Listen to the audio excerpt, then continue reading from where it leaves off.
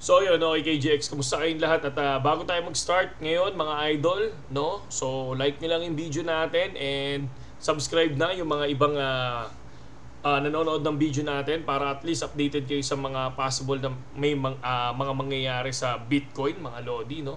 Kasi nag-news tayo everyday. So far, no? Sa ngayon, or kung sa mga gustong sumabay sa atin sa BitGet, no? Sa trading natin, mga Lodi, no?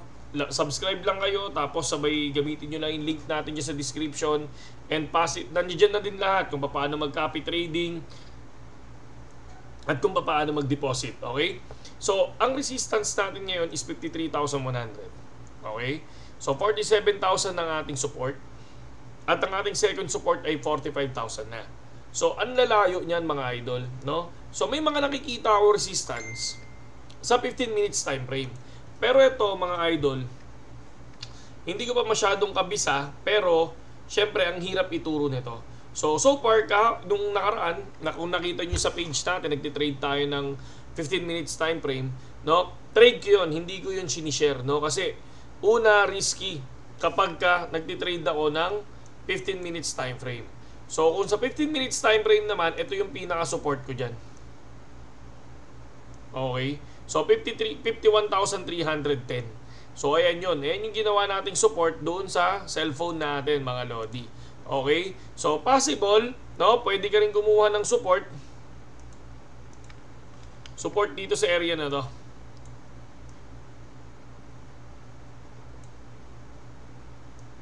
Possible. Nakuha na pala ako.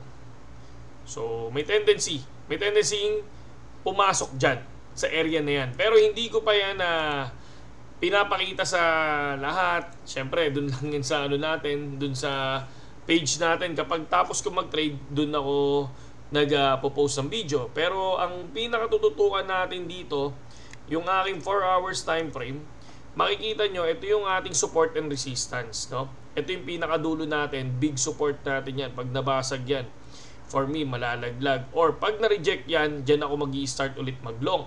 Tulad ng sinabi ko dati, ganito yan. So, ito yung 49,000 natin, mga idol. Ayan. Ito yung 49,000 natin na na-break na.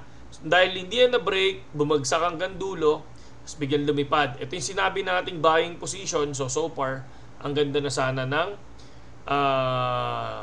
profit ninyo. Diba? Kung napanood nyo yung video natin na yun. So, bakit ang layo nito? Itong support natin, mga idol. So, ang basihan ko kasi nito mga lods, no? Ang basihan natin yan, ha? Buray na natin yan. Yung yung mangyayaring Bitcoin halving. So, check natin sa weekly. So, ayan, sa weekly tayo. And then, burayin muna natin yung mga numbers natin. Yan, binura natin yung numbers natin. Yan. Yan, tapos masyadong mataas pala yung weekly, pwede natin gawing 3 days. Every 3 days na lang. Okay, 3 days. Yan. So 3 days, eto tayo, no? So ngayon, check natin yung 2024 Bitcoin halving.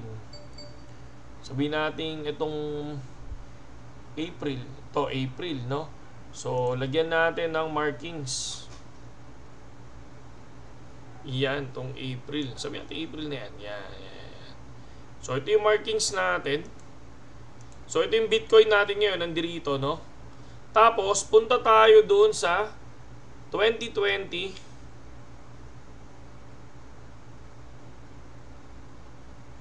May.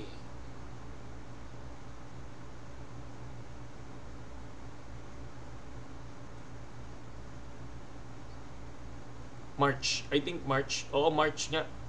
So, March. Ayan. 2020 March.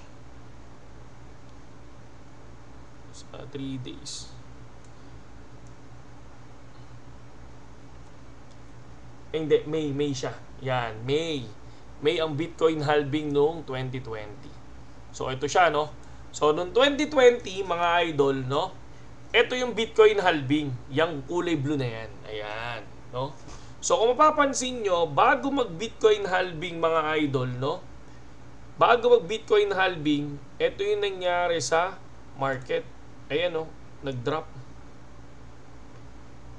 Yan. Yan yung nangyari sa market. And biglang lumipad after nyan. Then after Bitcoin halving, eto na. Lumipad na ng lumipad, 'di ba? Hanggang sa nag-bull na ng 2021, no? Pero dumiretso 'yan, tapos biglang bumagsak. Okay?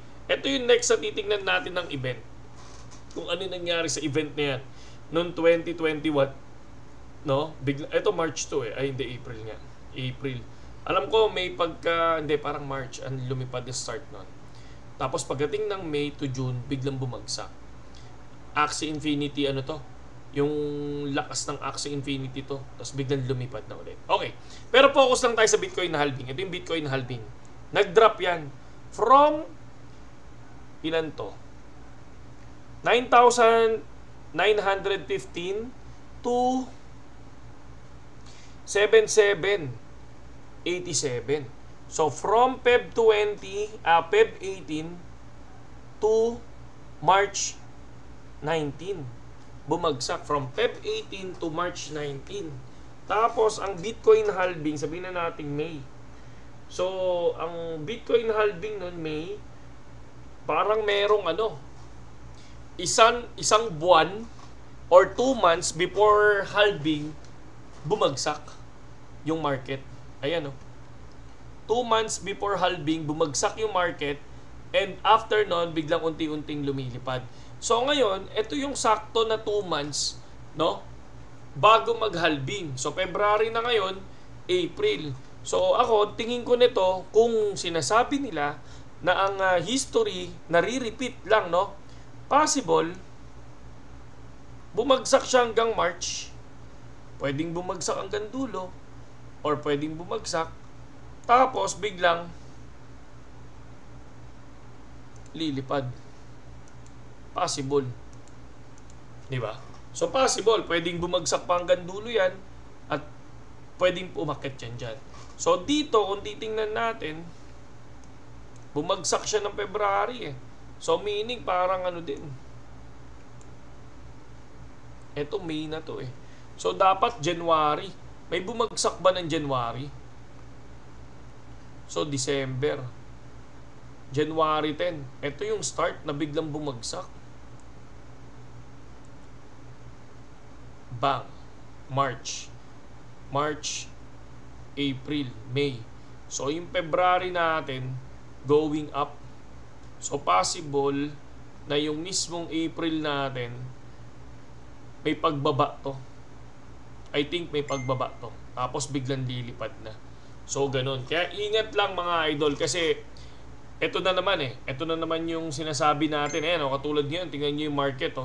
'Di ba? Nakikita nyo yung market. Bumababa ang market ngayon, mga lodi, no? Hindi natin alam kung kailan lilipad yan. Pero ang estimated ko, estimated lang na paglipad nito. Ayun tingnan nyo, saktong-sakto.